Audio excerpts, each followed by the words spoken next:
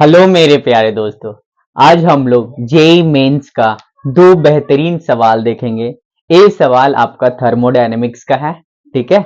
आप लोग copy pen निकालिए और इस क्वेश्चंस को ट्राई कीजिए और कौन सा ऑप्शन आता है कमेंट करके बताइए, ठीक है।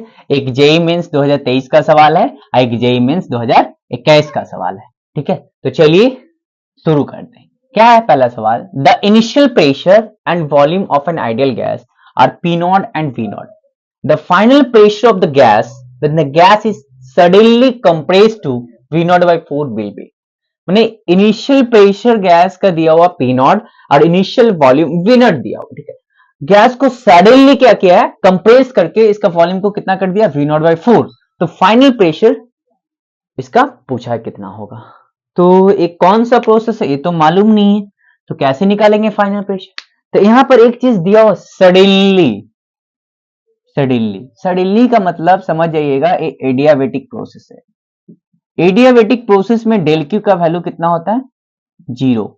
इतना ज्यादा फास्ट, मतलब इतना अचानक से किया इसको कंप्रेस कि सराउंडिंग से हीट एक्सचेंज हुआ ही नहीं है। मतलब इतना जल्दी हुआ है प्रोसेस कि सराउंडिंग से आपका हीट एक्सचेंज नहीं हुआ है। तो कौन सा प्रोसेस हो जाएगा, एडियाबेटिक प्रोसेस हो जाएगा। तो यहां पर बस ए वाला छिपा हुआ था, ए पता होना चाहिए था, बाद बाकी तो सवाल हल हुआ है, ठीक है। तो इसमें क्या है, एडियाबेटिक प्रोसेस के लिए हम लोग को पता है पीवी का पावर गामा क्या होता है, कांस्टेंट होता है। कांस्टेंट होता है, हम लोग लिख सकते हैं P initial V initial gamma equal to P final V final, sorry V final gamma, ठीक है। हमको क्या चाहिए, क्या पी फाइनल चाहिए। पी फाइनल इक्वल टू क्या लिखेंगे, P initial V initial gamma equal to V final power gamma. अच्छा, पी इनिशियल कितना वो लिख लेते हैं, पी इनिशियल वी फाइनल का पावर क्या हो जाएगा, गामा।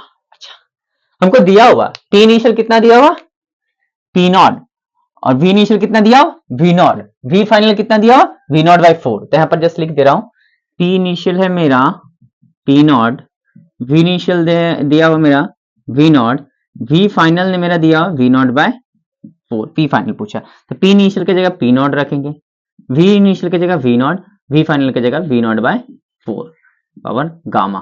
वी नॉट कैंसिल, 4 ऊपर में आ जाएगा, पी नॉट 4 का पावर गामा, पी नॉट 4 का पावर गामा, मतलब पी नॉट 4 का पावर गामा, ऑप्शन डी आ रहा है, ठीक है। आप लोग का आ गया तो बधाई हो, ठीक है। जस्ट ये पता होना चाहिए था कि सडनली बोला ना तो एडियाबेटिक प्रोसेस है, उसके बाद तो हलवा क्वेश्चन है, उसके बाद पीवी का पावर गामा कांस्टेंट होता है, तो इक्वेशन लगा डालेंगे, आंसर निकाल डालेंगे, ठीक है। अभी दूसरा सवाल जेईई मेंस 2021 में पूछा था, ये भी अच्छा सवाल है, परम सुंदर सवाल है, समझ में आया वाला। चलिए आगे बढ़ते हैं, चलिए।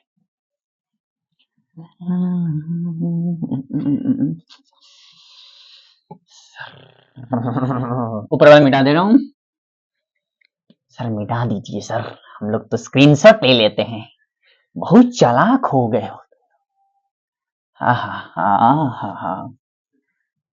ये सवाल क्या है, क्या सवाल पूछा क्या है सर, इसका जवाब क्या होगा हम लोग दे दे रहे, ठीक है।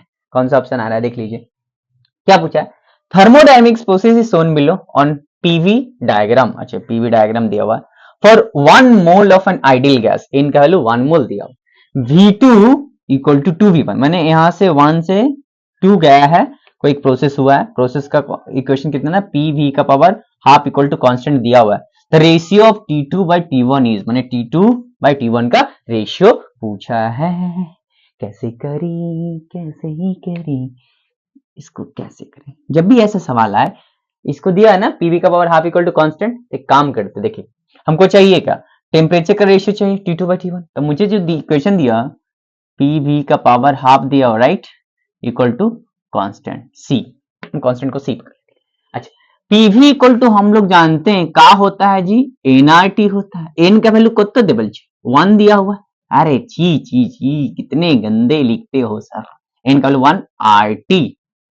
एक काम करते, पी को हम लोग हटा देते हैं, टी के टर्म्स में लिख लेते हैं, तो मेरा इक्वेशन मिल जाएगा, RT बाय V कर देते हैं, तो मेरा T और V का इक्वेशन मिल जाएगा। और टी वी तो दिया हुआ है, T का रिलेशन पूछा तो निकाल लेंगे एकदम, ठीक है, तो P के जगह पे हम क्या रखते हैं, RT by V into V का power half equal to C constant. अच्छा देखिए, हाँ R मेरा इधर भेज देते हैं, T V का पावर हाफ, पावर 1 है तो ऊपर जाके -1 हो जाएगा, और C बाय R एक नया कांस्टेंट जिसको हम लोग K बोल देते हैं।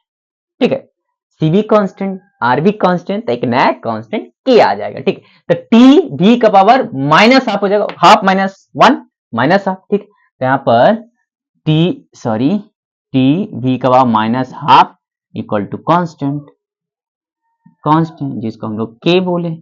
मेरा काम बन गया, इक्वेशन मिल गया। क्या चाहिए आपको, वो निकाल देंगे। मतलब इसको ऐसे हम लोग लिख सकते हैं, T1 V1 का power -half equal to T2 V2 का power -half equal to T3 V3 का पावर -हाफ। जितना लिखना लिखते जाइए। ठीक है, हमको बस इसका काम चाहिए। हमको क्या चाहिए, T2 बाय T1 चाहिए, तो इसको लगा लेते हैं।